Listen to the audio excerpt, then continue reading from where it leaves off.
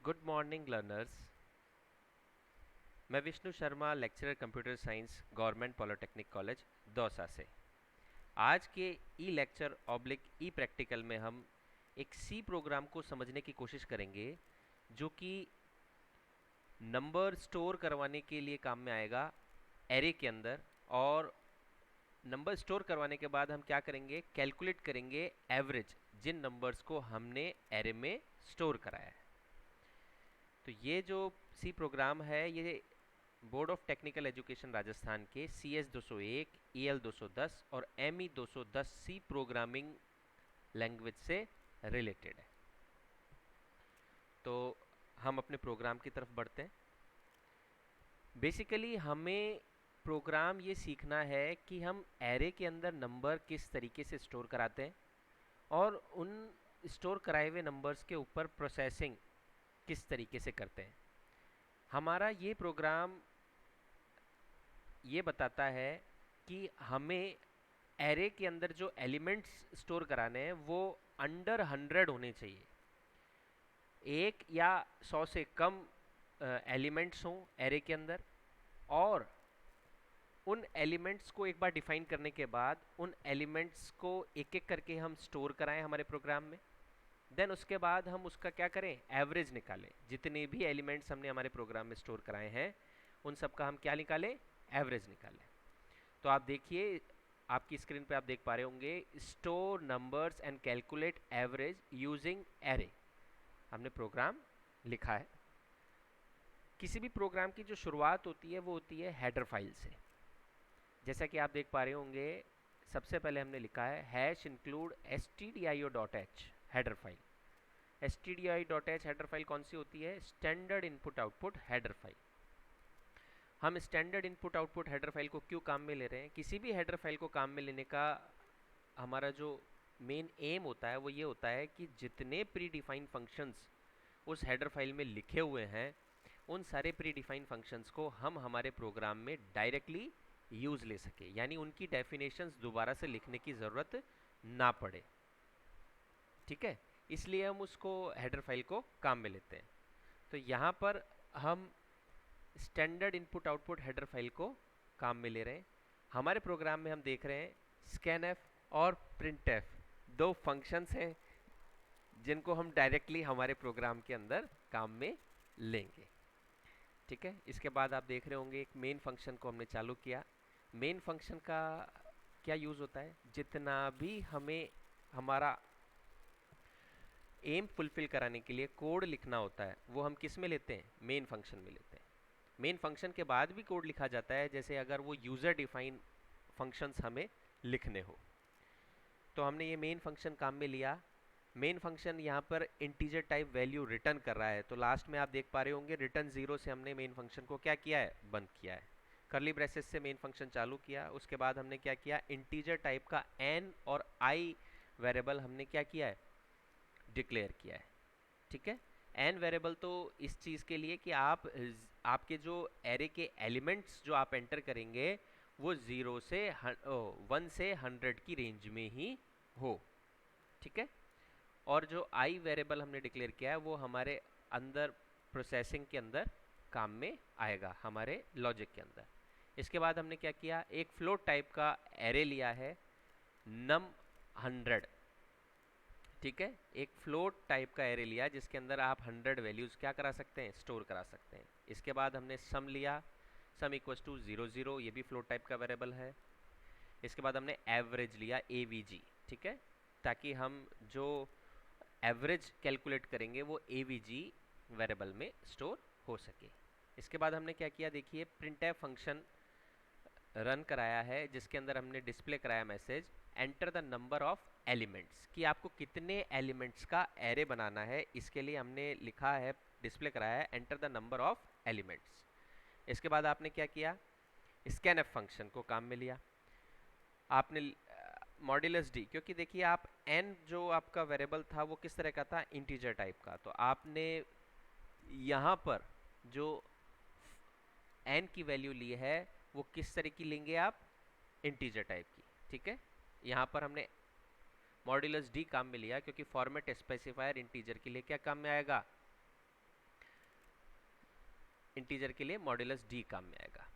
ठीक है, अब इसके बाद जैसे ही आपने अपना n के अंदर वैल्यू एंटर किया इंटीजर टाइप का, आपने एक वाइल लूप चलाया जिसकी कंडीशन दी आपने n ग्रेटर देन 100 और लॉजिकल ऑपरेटर है यहाँ पर n लेस देन 1, यानी अगर इस रेंज में होती है, यानी 100 से बड़ा n एंटर किया या 1 से छोटा एंटर किया आपने, तो आपका जो वाइल लूप है उसका कंडीशन ट्रू हो जाएगा, क्योंकि हमें एलिमेंट 1 to 100 ही लेना था। और अगर इस तरीके की एलिमेंट आ जाता है तो जो 1 to 100 रेंज में नहीं आ रहा है, तब आपका मैसेज क्या डिस्प्ले हो रहा है, error number should in range 1 to 100। ठीक है,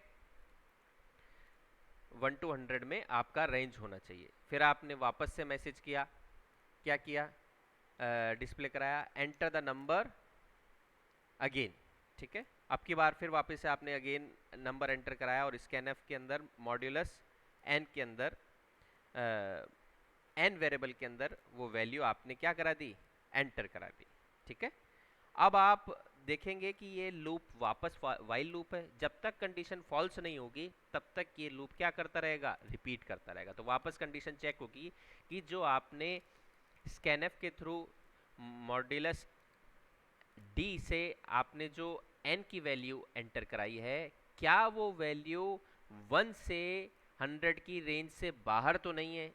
अगर बाहर होती है तो वापस से ये लूप रिपीट करता रहेगा, और ये जब तक रिपीट करेगा जब तक कि आप 1 to 100 वैल्यू एंटर नहीं करते हैं।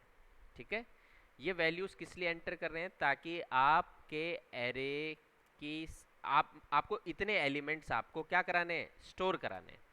ठीक है, देन आपने सपोज कीजिए आपने अब की बार 1 to 100 रेंज के अंदर वैल्यू एंटर कर दी, तो आप वाइल लूप से बाहर आ जाएंगे। देन इसके बाद आपने क्या किया, फॉर लूप काम में लिया। फॉर लूप में हमने क्या किया, i equal to 0 first condition दी। फॉर लूप के 3 पार्ट होते हैं, इनिशियलाइजेशन पार्ट, कंडीशन पार्ट और इंक्रीमेंट डिक्रीमेंट पार्ट। तो इनिशियलाइजेशन पार्ट में आपने क्या किया, i इक्वल टू 0, ये आपने वैल्यू इनिशियलाइज करा दी। देन सेमीकोलन से इसको सेपरेट किया। देन अब प्रोग्राम का कंट्रोल कहाँ जाएगा, इंक्रीमेंट डिक्रीमेंट पार्ट में।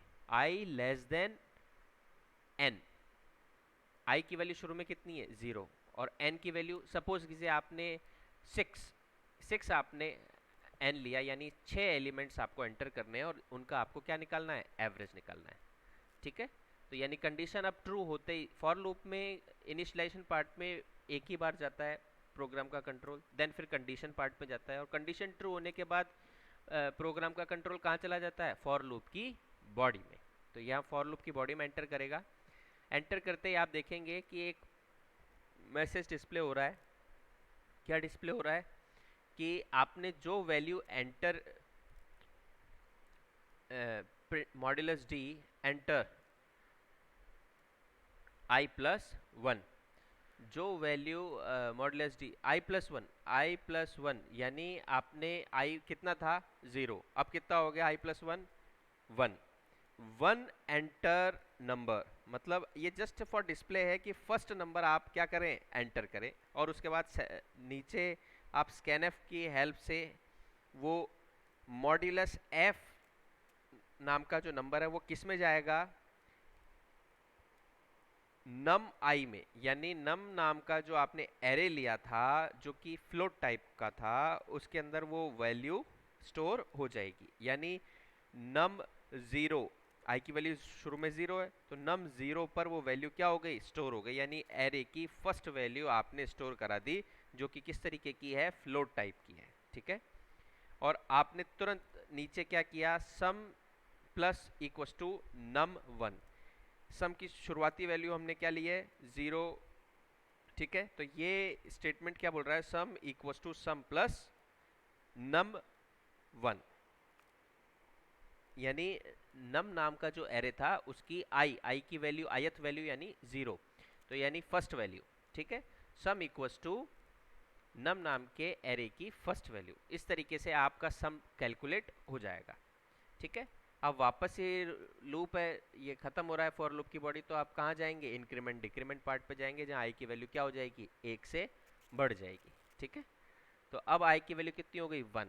कंडीशन क्या होगी, ट्रू। ट्रू होते ही बॉडी में जाएगा। और इस तरीके से आप क्या करेंगे, वैल्यूज एंटर करते चले जाएंगे। ठीक है, और सम कैसे कैलकुलेट हो रहा है, sum equals to sum plus num array का ith एलिमेंट। तो इस तरीके से आप अपना एरे को एंटर भी करते जा रहे हैं, साथ में सम भी कैलकुलेट करते जा रहे हैं उनका। और वो सम किस वेरिएबल में स्टोर होता चला जा रहा है, सम जो फ्लोट टाइप का सम नाम का आपने एक एलिमेंट ले रखा है, एक वेरिएबल ले रखा है, उसमें स्टोर होता चला जा रहा है। फाइनली जब आपके 6 वैल्यूज स्टोर हो जाएगी तो फॉर लूप की कंडीशंस क्या हो जाएगी, फॉर लूप की कंडीशन रॉन्ग हो जाएगी। ठीक है, फॉल्स हो जाएगी और आप उससे बाहर आ जाएंगे। क्यों बाहर आ जाएंगे, क्योंकि हमने इस प्रोग्राम के लिए n की वैल्यू 6 ली थी, जबकि आप कितनी तक ले सकते हैं, 1 to 100 तक ले सकते हैं। ठीक है, अब आपके पास जब सम आ गया तो एवरेज निकालने का फॉर्मूला क्या होता है, सम ऑफ नंबर्स अपॉन कितने नंबर है वो, यानी n नंबर है ना, तो सम डिवाइड बाई n से आप क्या निकाल लेंगे, एवरेज। एवीजी के अंदर वो एवरेज आप क्या करा देंगे, स्टोर करा देंगे। और आप जब आपके पास एवरेज आ गया तो इस एवरेज को हमको क्या कराना है, प्रिंट कराना है। तो प्रिंट एफ फंक्शन की हेल्प से आपने एवरेज को प्रिंट करा दिया। तो यहाँ पे ध्यान देने वाली बात ये है कि मॉड्यूलस मॉड्यूलस आप ध्यान देने वाली बात है, मॉड्यूलस 0.2f, इसका मीनिंग क्या है, मतलब फ्रिक्शनल पार्ट की 2 डिजिट्स तक आपको वो एवरेज कैलकुलेट करके दे देगा।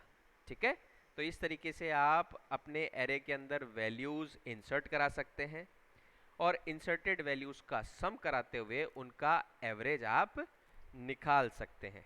ठीक है, देखिए जैसे आउटपुट में हम देख पा रहे होंगे, अगर इसी प्रोग्राम को हम रन करते हैं तो सपोज कीजिए फर्स्ट ऑफ ऑल आपका प्रिंट क्या आएगा, आपकी स्क्रीन पे लिखा हुआ आएगा enter the number of elements. अब यहाँ पर n की वैल्यू अपन ने कितनी ली, 6 ली।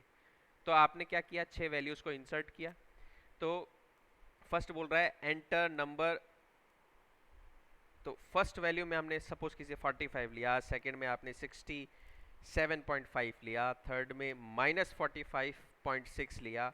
इस तरीके से हमने 6 वैल्यूज ली। तो ऑटोमेटिकली एवरेज कैलकुलेट होके अपने इस प्रोग्राम के लॉजिक की हेल्प से डिस्प्ले हो जाएगा एवरेज 27.69। ठीक है, अब यहाँ देखने वाली बात है कि हमने 0.2f लिया था, तो वो फ्रिक्शनल पार्ट को 2 डिजिट्स तक ले रहा है। तो इस तरीके से आप एरे के अंदर वैल्यू स्टोर करा सकते हैं और वैल्यूज को प्रोसेस करते हुए उनका एवरेज निकाल सकते हैं। Thank you so much.